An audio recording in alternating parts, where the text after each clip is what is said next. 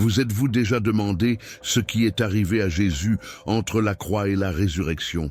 Beaucoup connaissent la souffrance du calvaire, le silence du tombeau et la gloire du troisième jour. Mais il existe une partie de cette histoire qui demeure dans l'ombre, enveloppée de mystères et de craintes. Que faisait Jésus en enfer après sa mort? C'est l'une des questions les plus troublantes de la foi chrétienne, et sa réponse pourrait changer tout ce que vous comprenez de la rédemption, du jugement et de l'éternité.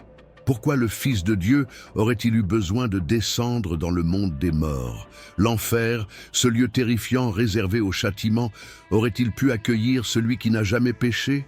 Et si oui, qu'y a-t-il fait? Que dit réellement la Bible à propos de cet événement qui ébranle le monde spirituel? Préparez-vous pour un voyage de découverte qui va confronter les mythes anciens, éclairer des vérités oubliées et révéler la puissance de la victoire de Christ sur la mort. Mais avant de plonger dans ce sujet, si vous êtes intéressé par les questions spirituelles, les mystères bibliques et les révélations qui transforment des vies, abonnez-vous à la chaîne maintenant. Activez la cloche de notification pour ne manquer aucun contenu qui dévoile l'invisible à la lumière de la parole. Et maintenant, descendons ensemble dans les profondeurs de ce que beaucoup craignent de comprendre. Que s'est-il vraiment passé entre la croix et le sépulcre vide? Pour comprendre pourquoi Jésus a dû descendre en enfer, nous devons d'abord saisir ce que la Bible enseigne à propos de ce lieu.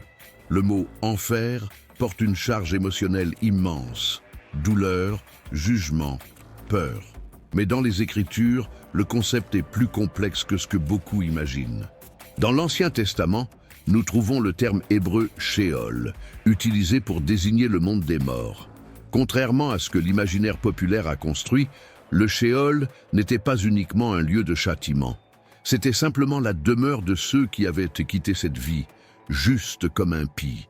Dans Genèse 37-35, Jacob, pleurant la perte de Joseph, déclare « En pleurant, je descendrai vers mon fils au Sheol ». Autrement dit, même les justes croyaient qu'après la mort, ils habiteraient ce lieu d'attente. Dans le Nouveau Testament, le terme grec équivalent est « Hadès ». Ce mot apparaît dans les écrits apostoliques pour faire référence au même monde souterrain des morts. Cependant, Jésus, dans Luc 16, apporte une révélation qui change tout. Dans la parabole du riche et de Lazare, il montre qu'à l'intérieur du Hadès, il existe deux destinées distinctes, l'une de consolation, appelée le sein d'Abraham, où Lazare repose, l'autre de tourment, où le riche souffre. Les deux se trouvent dans le même monde des morts, mais dans des réalités totalement différentes. Cette distinction nous montre que le monde de l'au-delà, avant la résurrection de Christ, était un lieu divisé. Les impies attendaient dans le tourment, tandis que les justes, bien que non condamnés, n'avaient pas encore accès à la pleine présence de Dieu. Ils étaient en attente, espérant la promesse de la rédemption finale. Un autre terme utilisé par Jésus est « Géhenne ».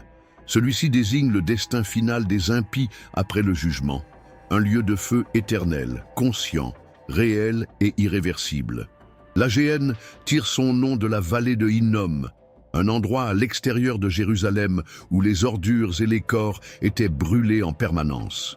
Jésus utilise cette image pour illustrer la gravité de la condamnation éternelle.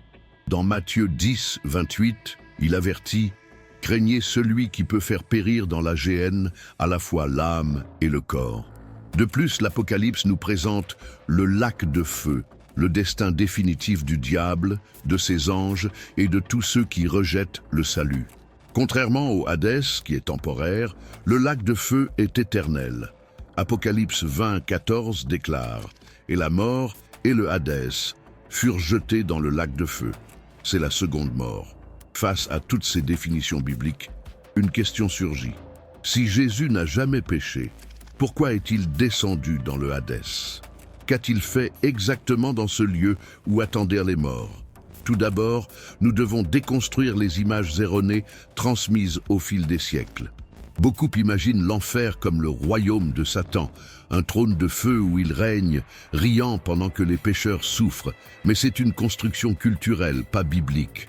Matthieu 25, 41 révèle que le feu éternel a été créé pour le diable et ses anges. Autrement dit, l'enfer n'est pas le domaine de Satan, c'est sa prison. Il n'y règne pas, il y sera tourmenté.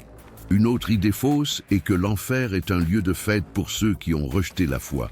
Combien de fois entendons-nous des phrases comme « Je préférerais aller en enfer avec mes amis qu'au ciel avec des religieux ».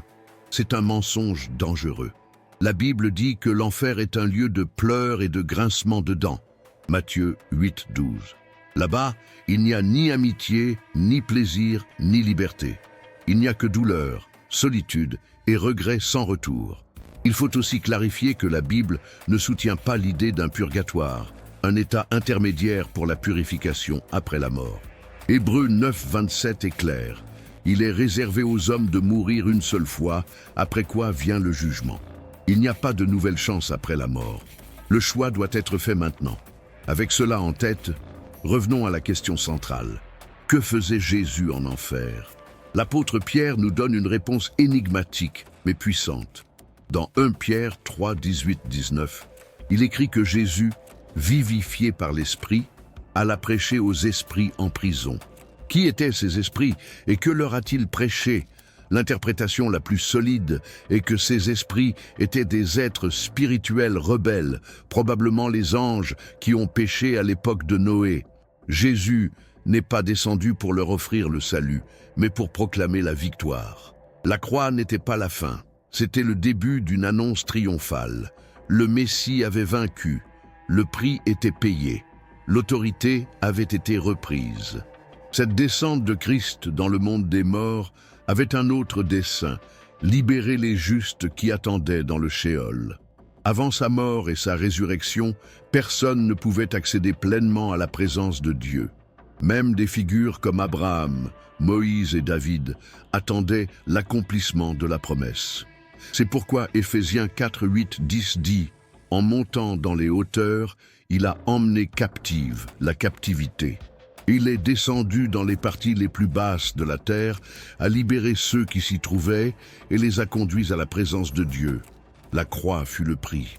La descente dans le Hadès fut la proclamation de la victoire. Et la résurrection fut la preuve irréfutable que la mort avait été vaincue. En descendant dans les profondeurs du monde spirituel, Jésus n'a pas simplement accompli une étape symbolique de la rédemption.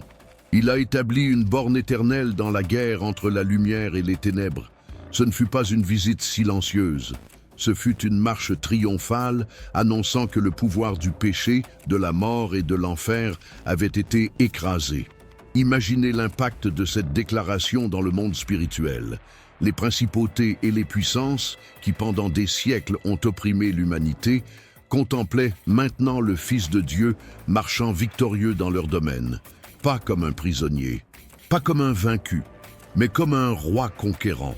Colossiens 2,15 décrit cette scène. Il a dépouillé les principautés et les puissances, les a exposées publiquement et a triomphé d'eux en lui-même. Ce fut la première fois que l'enfer entendit le son de la victoire. Il n'y avait pas de cri de tourment venant de Jésus. Il y avait une proclamation d'autorité, une exposition publique de la défaite de Satan.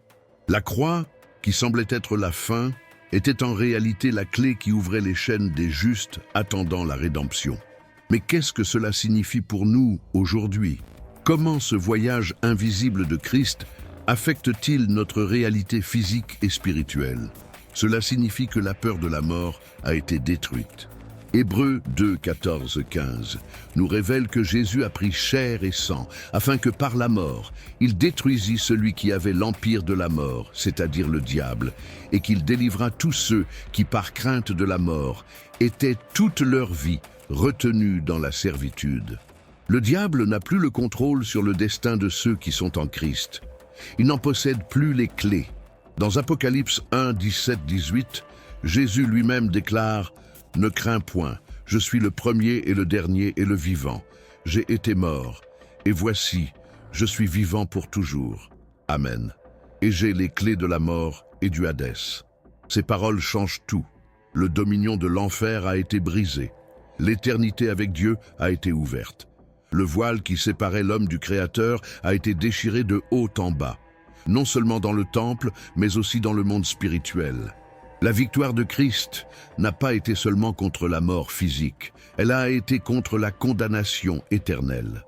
Dans Romains 6:9, nous lisons « Sachant que Christ, étant ressuscité des morts, ne meurt plus. La mort n'a plus d'empire sur lui. » Cela signifie que celui qui est en Christ n'est plus non plus sous le pouvoir de la mort éternelle. Celui qui a cru est passé de la mort à la vie. Mais cette victoire exige une réponse. Elle n'est pas automatique. C'est un don offert, mais comme tout don, il doit être accepté. C'est pourquoi Jésus, en ressuscitant, n'est pas revenu seulement pour prouver qu'il avait vaincu. Il est revenu pour donner une mission, pour confier une autorité à ses disciples, pour s'assurer que ce message serait proclamé jusqu'aux confins de la terre. L'Évangile n'est pas juste une histoire, c'est un appel à la décision. C'est une invitation à sortir des ténèbres pour entrer dans la lumière, de la peur vers la certitude, de la mort vers la vie. La mort de Jésus fut le paiement, sa descente dans le Hadès fut la proclamation, sa résurrection fut la confirmation, et son ascension fut le couronnement. Philippiens 2, 9, 11 déclare « C'est pourquoi aussi Dieu l'a souverainement élevé et lui a donné le nom qui est au-dessus de tout nom, afin qu'au nom de Jésus tout genou fléchisse dans les cieux, sur la terre et sous la terre, et que toute langue confesse que Jésus-Christ est Seigneur, à la gloire de Dieu le Père. » Voyez, sous la terre, même ceux qui sont dans les lieux les plus profonds reconnaissent sa souveraineté. L'enfer a été forcé d'admettre qu'il avait perdu. Satan sait que son temps est compté. Il ne règne pas. Il attend sa sentence finale.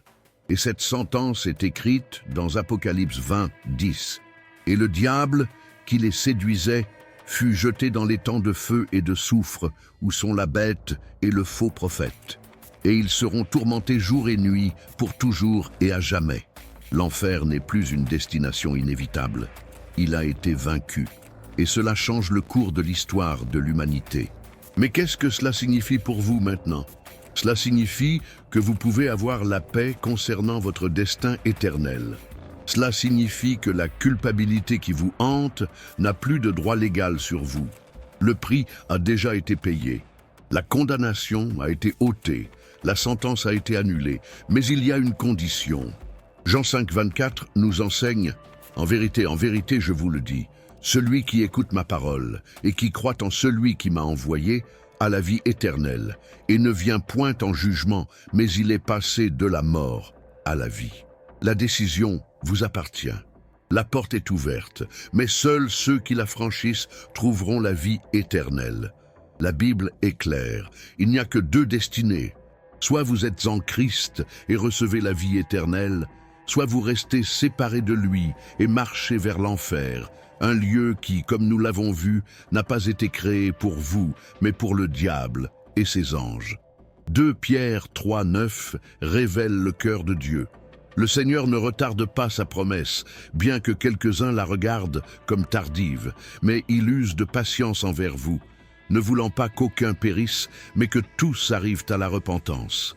Il veut que vous soyez sauvés. Il désire que vous échappiez à la condamnation. Et c'est pourquoi Jésus est descendu dans les profondeurs, pour garantir que même la mort n'ait pas le pouvoir de séparer les siens de la gloire éternelle. Peut-être écoutez-vous ce message et ressentez-vous un pincement au cœur. Peut-être avez-vous vécu dans la peur de la mort, portant un fardeau de culpabilité, cherchant un sens au milieu du chaos. Ce message est pour vous. Dieu vous appelle à la vie, hors de l'enfer, au-delà de la mort. La croix fut l'autel du sacrifice, l'enfer fut la scène de la proclamation, la résurrection fut le sceau de la promesse. Maintenant, le ciel est l'invitation, et la clé est entre vos mains. Si aujourd'hui vous souhaitez accepter cette invitation, n'attendez pas. L'éternité est réelle, et votre âme a une valeur éternelle. Priez avec sincérité. Seigneur Jésus, je te remets ma vie. Je reconnais que je suis pécheur et que j'ai besoin de ton pardon. Je crois que tu es mort et ressuscité pour moi. Je te reçois comme mon Seigneur et Sauveur. Amen. Si vous avez fait cette prière, sachez ceci. L'enfer a été vaincu et votre âme est en sécurité. Partagez cette vérité, portez cette lumière aux autres, car la victoire de Christ sur l'enfer n'était pas seulement la sienne, elle était pour vous, et maintenant elle est aussi la vôtre.